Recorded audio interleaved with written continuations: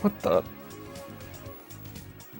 I guess I got a little too caught up in playing Super Monkey Ball at the end of the last video that I forgot to mention what was coming up next. Well, here it is. Wave Race Blue Storm. The last of the initial 3 launch titles for the Gamecube in Japan, and the sequel to the cult classic on the Nintendo 64, Wave Race 64. Now, Luigi's Mansion and Super Monkey Ball were fantastic games in my mind, so can Wave Race keep up the streak of good games? Well, let's dive in and find out. So, what do you all know about Wave Race? While I'm sure most of you are probably only familiar with the Nintendo 64 game, the series actually started life on the Game Boy in 1992. The game was a modest success and did well enough for Nintendo to make a sequel on the Nintendo 64 aptly titled Wave Race 64, which is lauded by many as one of the greatest racing games on the Nintendo 64. Quite the accolade, considering that the Nintendo 64 has a large library of fantastic racing games. So naturally, a sequel on the much more powerful GameCube made a lot of sense, and, well, Wave Race Blue Storm. Okay, now I know a lot of you probably already know this, but I'm covering the third game in a series that I haven't covered on the channel at all, so it feels necessary to give that brief little history lesson just so everyone's up to speed. Now, I actually happen to own every game in the series in my collection, but I've never actually sat down and played one all the way through. Now, if I remember correctly, I believe I was introduced to this series while working at a game exchange store in college. Somebody was trading in the Nintendo 64 game, and while I was testing it, I was mesmerized by the colorful graphics, catchy music, and the unique gameplay. So much so that I'm pretty sure I bought the game as soon as the trade-in was completed. Despite my amazement with the game, I still to this day have not spent very much time with the game outside of sampling the first couple of courses. Now let me tell you, working at a video game store as a collector is an everyday battle to fight impulsive purchasing decisions. Nevertheless, the game left enough of an impression on me that I would go on to buy the original Game Boy game, as well as the third game for the GameCube, which of course is the topic of today's video. Now, considering my history with the series, or I suppose lack thereof, I won't be making any comparisons between Wave Race Blue Storm and Wave Race 64. I simply just don't have the context. I'm diving into the series for the first time with Blue Storm, so let's see what I've been missing out on.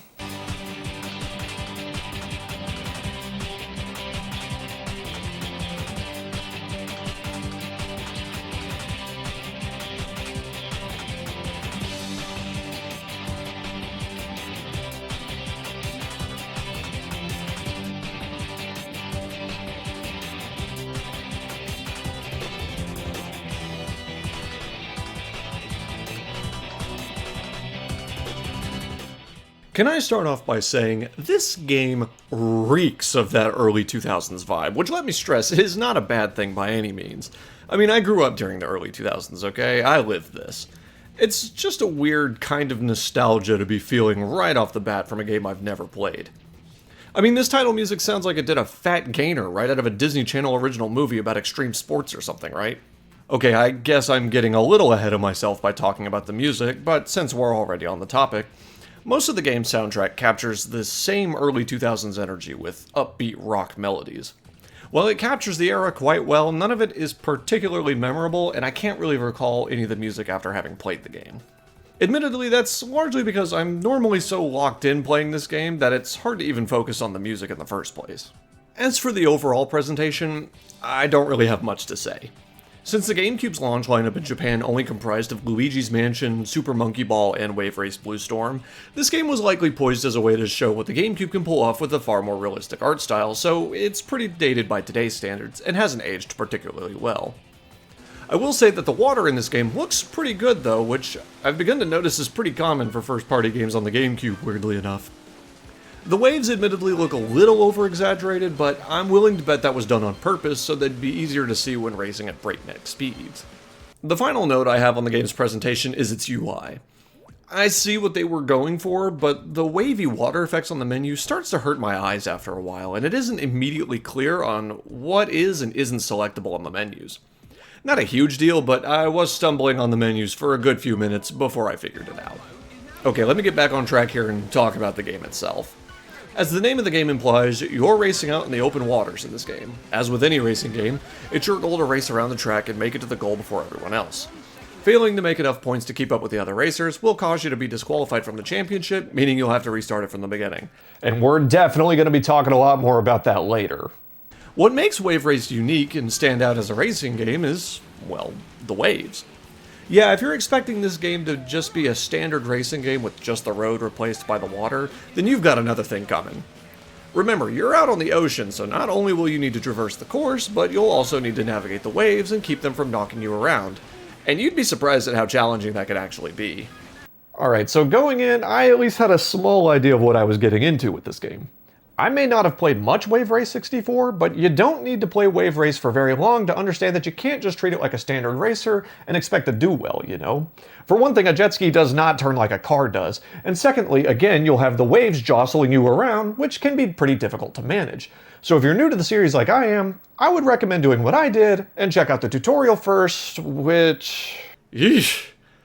This menu screams 90s workplace safety video to me for some reason. Anyway, it's a bit dry, but you'll learn the basics here. So after completing the tutorial and getting a feel for things in the free roam mode, I started the championship mode. Essentially this game's Grand Prix mode. Unlike other racing games, you're free to choose what order you play the races in. When selecting a race, you'll see the weather forecast for the championship. As you might imagine, the weather can have pretty drastic effects on the course that you'll need to consider when choosing what track to race on. For example, waves are far more ferocious when it's rainy or stormy, and dense fog can limit your visibility on the track, so it's best to save the tracks you aren't very comfortable with for when the weather's clear, so you'll have an easier time. I really dig this kind of mechanic. It adds a layer of strategy to the game before the race even begins, and makes you consider what approach you'll take, as the weather for later in the championship will be unknown until after a few races. For the courses we have Lost Lagoon, Dolphin Park, Aspen Lake, Ocean City Harbor, Arctic Bay, La Raza Canal, and Strongwater Keep. Now that's only 7 courses, but each course has a different track layout depending on the selected difficulty, making for a total of 18 tracks. Let's start with Lost Lagoon. This is your typical beginner's course set near what look to be ancient ruins? A weird setting for the starter track, but there aren't really many frills here. Dolphin Park has the stereotypical beach setting you would come to expect from a game like this, complete with the unique gimmick of the tide rising and lowering after each lap, making for an ever-changing and dynamic course. Aspen Lake is one of the few tracks in the game that doesn't have you racing on the ocean and instead on a freshwater lake. That means there aren't very many waves and the waters are calm, but you'll have rocks and dirt mounds jutting out of the water to avoid as you race. Ocean City Harbor has some of the largest waves in the game, making this course a relatively tricky one at times. Though the city environment allows for some pretty insane things to happen, like sailing through narrow passages, jumping off of fallen ship cargo, and taking a shortcut through a sewer system. Pretty cool stuff. Speaking of cool, next is Arctic Bay. Much like Ocean City Harbor, there are some pretty nasty waves here, and you'll need to slide on stretches of ice on occasion. A bit of a tough track, but also not much to it. Next up is La Raza Canal. Another course with next to no waves, but it makes up for it by having some of the sharpest turns in the game. And finally, Strongwater Keep. The final course only playable on the expert difficulty, which, I wasn't able to unlock! Although from the footage I looked up, though, it seemed like a pretty boring race and a really strange finale of sorts. Yeah, you can only unlock Strongwater Keep by completing the Expert Championship, which after several attempts, I just couldn't get there. Wave Race can be quite a difficult game. Like I said before, you're not going to be able to just jump into this game and start crushing the competition. Oh, no. This game is going to require some practice and dedication before you start seeing any success, even in the single player. And just to be clear, I'm down for that sort of thing. If you watch the Super Monkey Ball video, you'll recall that I think that game similarly asked the player to learn its language, and I had nothing but praise for that game. So yeah, I'm all for getting good, but... Okay, I feel I should lead with a few positives here first. To start, you've probably noticed the red and yellow buoys by now. This is how the game outlines the track for you to follow without placing gamey walls and signs everywhere. You need to pass red buoys on the right and yellow buoys on the left. Each buoy you pass correctly will build your boost meter, which you can use to gain a temporary speed boost once it's full. Missing a buoy will deplete your boost meter, so watch out. If you end up missing 5 buoys in a single race, you'll be disqualified and lose the race. Now this may sound a bit restrictive, but this ended up being my favorite part of the game. Not only is it satisfying to find a good line that correctly passes all the buoys, but it also introduces some risk versus reward decision making to the race. If you need to catch up during a race, you can ignore a buoy and create your own shortcut to try and make up some water and extend your lead. Even better if you use your boost before missing the buoy.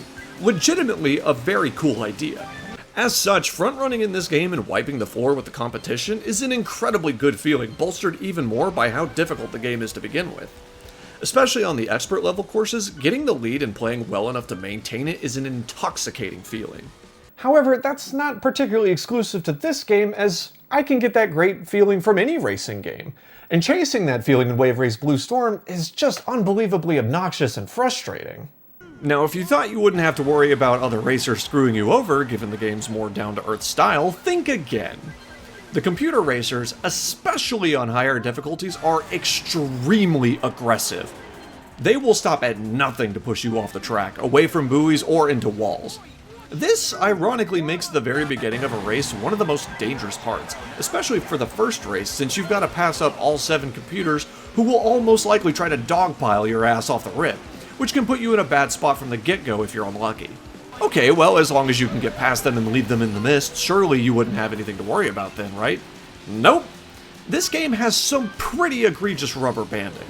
No matter how well you race, no matter what shortcuts you take, there's always going to be at least one computer racer right on your ass, pretty much the whole time. I've always hated when racing games do this.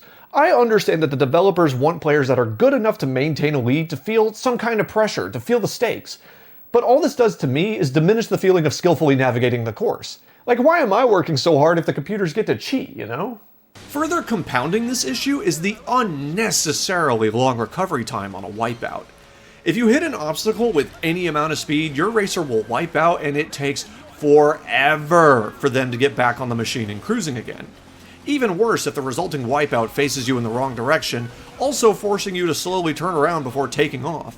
You can mitigate the lengthy recovery animation a bit if you have a boost, but the wipeout takes so long that getting first after just one crash is practically impossible. I'm not kidding. So with the aggressive computer players and long recovery times in mind, the game pretty much requires damn near perfection in order to win any race, which I'd be okay with if the game didn't have awful conveyance and collision detection.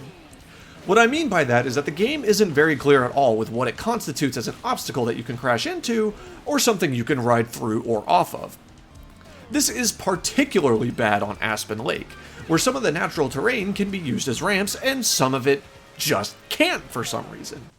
It's not consistent and not very clear on what options you have available. There are also obstacles that you can just barrel right through if you have enough speed, but nothing in the game or manual tells you that. So the only way you're going to know if you can break them or crash into them is through trial and error. These kinds of things make learning tracks a nightmare for new players, and is just so frustrating to deal with. And that's not even getting into the game's awful collision detection. Just look at this. Sometimes you can graze a wall and keep going, other times you wipe out entirely. Ramps are pretty annoying with this too. Like, I approached this ramp here at full speed, and why did I crash? Even if you do manage to sail off the ramp like normal, if you don't clear an obstacle the ramp is jumping over, your racer will just slide off the front of that obstacle even if you collided with it on the far side. That's not how this fucking works, man! What does this bridge have, some fucking force field or something over it? The dingleberry on top of this shitstorm is the goddamn disqualification mechanic. Wave Race Blue Storm uses a point system to determine rankings like most other racing games do. The higher you place, the more points you earn. To keep playing in the championship, you need to stay above a certain point quota, and it gets pretty damn strict. Failing to meet the quota of points after each race will result in you being disqualified and having to start the championship all over again from the start. I hate this in racing games. I understand the need for consequences to poor play and losing races, but come on, man. Isn't failing to stand on the podium bad enough? Forcing a restart on players via this incredibly stupid mechanic is just a waste of my fucking time. Seriously, I don't see the harm in letting the player continue racing no matter how many points they have. It gives the player the opportunity to make a comeback by racing better in the remaining tracks, and if nothing else allows the player to have more practice with the game. I'm not kidding, this was genuinely the most frustrating part of the game for me. It got to the point where if I was making even just one mistake during a championship, especially early on, I would just quit the championship and start over. It's extremely obnoxious and frustrating, and really ruined the experience for me. And I'm sure I'm going to get a lot of comments of people saying things like skill issue or get good, but like I said before, I'm a-okay with a game that challenges the player to learn certain skills before you can conquer it. I've reviewed games with a similar design philosophy on this channel, like Lost Levels and Super Monkey Ball, and if I feel the game is respecting my time and effort to get good, then trust me, I'll be there for the long haul and love it every step of the way like I did with Super Monkey Ball. But if I feel the game isn't respecting my time, or is being unfair in how it expects me to reach that level of skill, then it ends up becoming too frustrating for me to keep developing those skills, and at that point, it's just not worth my time. I do my damnedest to not leave games unfinished for my reviews. Like, I despise the Lost Levels, but at least I pulled through and beat that game 8 times for my review. The fact that I decided to review this game without having finished the Expert Championship speaks volumes, unfortunately. And I do mean unfortunately, because I heard so many amazing things about Wave Race 64 that I was looking forward to playing this game. I stuck it out for as long as I possibly could, and admittedly that's part of why this video took so long for me to make. I really was trying to enjoy this game, but at the end of the day, I just wasn't having fun, and, well... If it's not fun, why bother? Now, I apologize to all the Wave Race fans that might be a little disappointed with this review, but that's genuinely just how I feel about this game. Now, I'm not going to review Wave Race 64 for quite some time, but I promise that when I do, I won't let my feelings of Blue Storm affect how I feel about that game. But that's for another time. This is the year of Gamecube after all, so what's next? What the hell? Who keeps doing that?